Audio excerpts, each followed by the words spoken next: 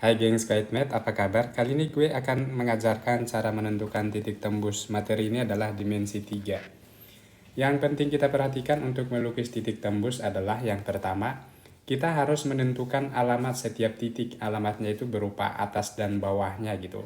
Langkah keduanya kita harus bikin bidang melalui 2 titik dengan menyambungkan atas, bawah, dan bawah. Lebih jelasnya kita masuk ke contoh aja. Berikut adalah kubus ABCDFGH. Titik P itu pada ABFE, ini si P-nya ada di ABFE. Titik Q itu ada pada di CGH, ini si Q-nya ada di CGH.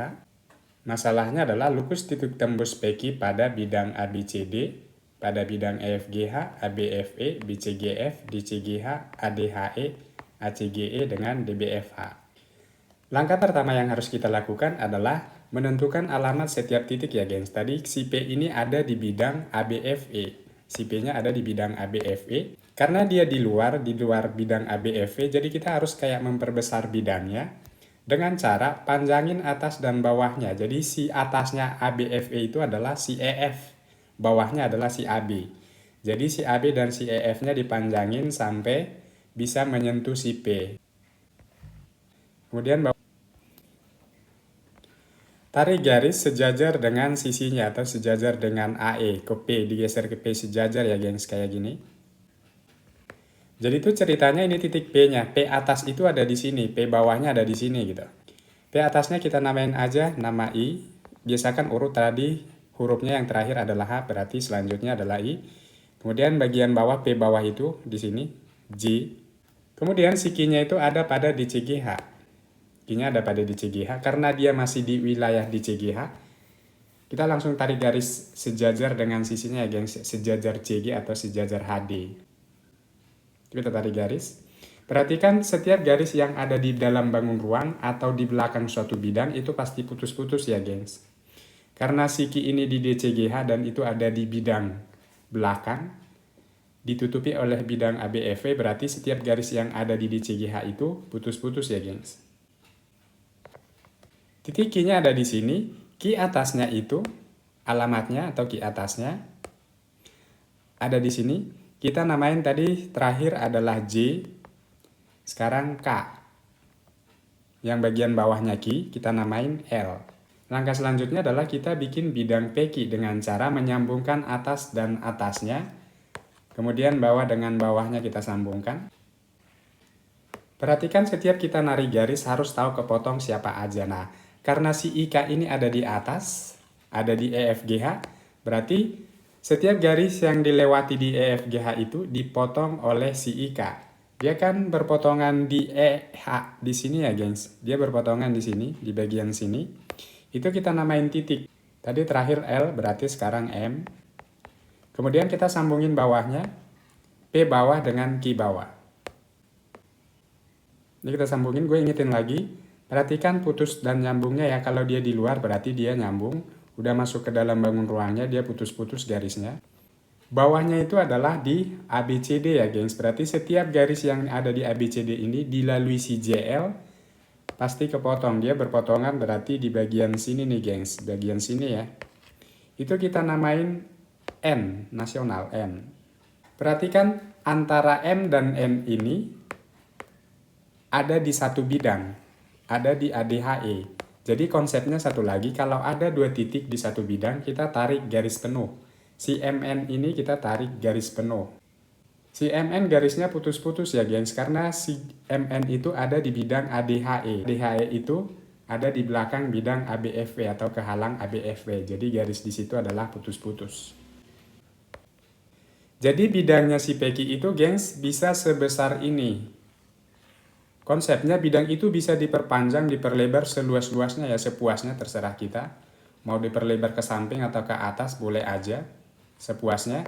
Tapi untuk masalah yang di sini yang kita bahas tentang titik tembus, yang kita butuhkan awalnya adalah bidang yang ada di bangun ruangnya aja. Jadi bidang PQ itu walaupun bisa selebar ini, tapi yang kita butuhkan cukup di bangun ruangnya aja gengs. Berarti cukup segini aja nih di bangun ruangnya, segini.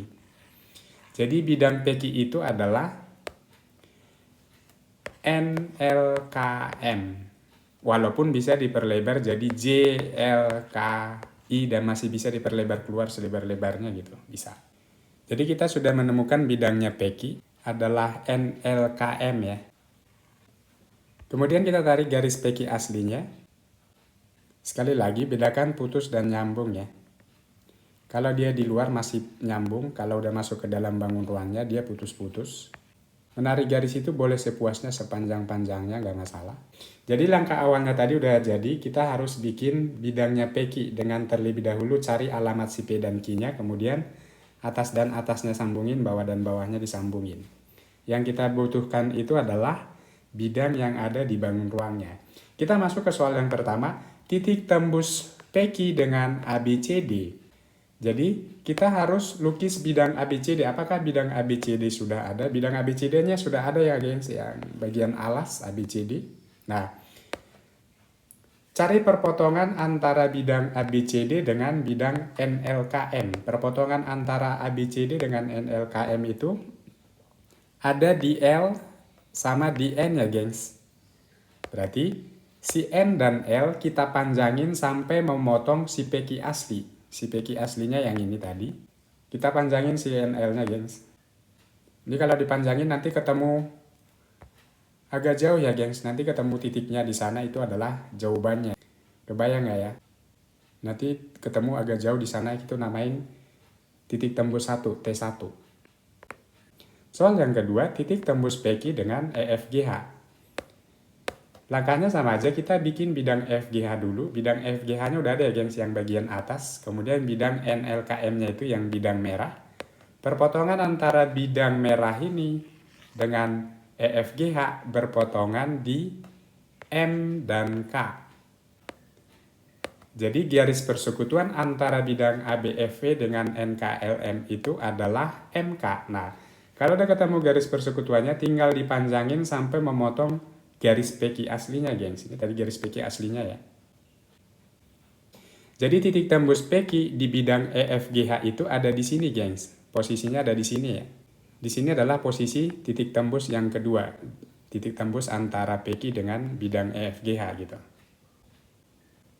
Soal selanjutnya adalah titik tembus PQ dengan bidang ABFE. Bidang ABFE-nya udah ada ya gengs, yang bagian depan yang ini.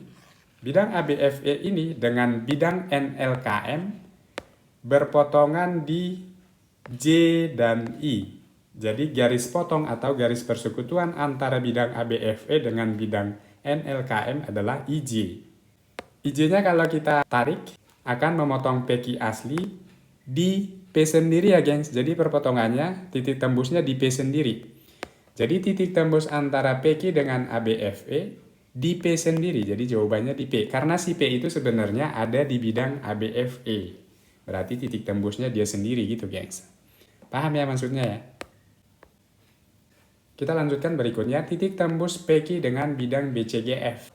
Bidang BCGF-nya sudah ada juga yang bagian samping ini ya gengs ya. Perpotongan antara bidang BCGF dengan bidang NLKM kan belum ada. Nah, supaya berpotongan, panjangin dua-duanya. Caranya panjangin atasnya dua-duanya dan bawahnya dua-duanya gitu. Ini kalau kita panjangin kira-kira bentuknya jadi begini. Panjangin atasnya dua-duanya. Sangat diperhatikan putus dan nyambungnya ya gengs. Oke, berarti perpotongannya ada di titik yang ini. Sama di sini ya gengs, itu posisinya. Kita namain aja perpotongannya itu adalah S dan W. Jadi persekutuan antara bidang BCGF dengan bidang NLKM adalah SW. SW kita tarik sampai memotong PQ asli gengs. Ini tadi PQ aslinya kita tarik sama si SW. Dia bakal kena di sini ya gengs. Nah ini jawabannya. Ini adalah titik tembus PQ dengan bidang BCGF. Di T3 ini ya gengs gitu. Oke ya. Kemudian titik tembus PQ dengan bidang DCGH. Bidang PQ tadi yang NLKM dengan DCGH, DCGH-nya juga udah ada yang bagian belakang gengs. Kalau kita perhatikan perpotongan antara bidang merah dengan DCGH adalah di K dan L. Kita tarik garis KL, udah ada, garis KL-nya udah ditarik. Dengan garis PQ-nya juga sudah ada, berpotongan di Q. Berarti jawabannya adalah Q. Jadi titik tembus PQ dengan bidang di CGH ya dikit sendiri ya gengs, karena si Ki itu emang sudah ada di bidang di CGH gitu. Paham ya? Titik tembus PQ dengan bidang ADHE. Bidang ADHE-nya sendiri udah ada juga ya yang bagian samping, yang bagian ini ADHE-nya. Perpotongan antara bidang ADHE dengan bidang merah yang NLKM itu berpotongan di M dan N ya gengs. MN-nya kita tarik, udah ditarik juga. Dan kemudian PQ aslinya sudah ditarik juga. Perpotongan antara MN dengan bidang P dengan garis PQ itu berpotongan di sini ya gengs. Udah berpotongan di sini.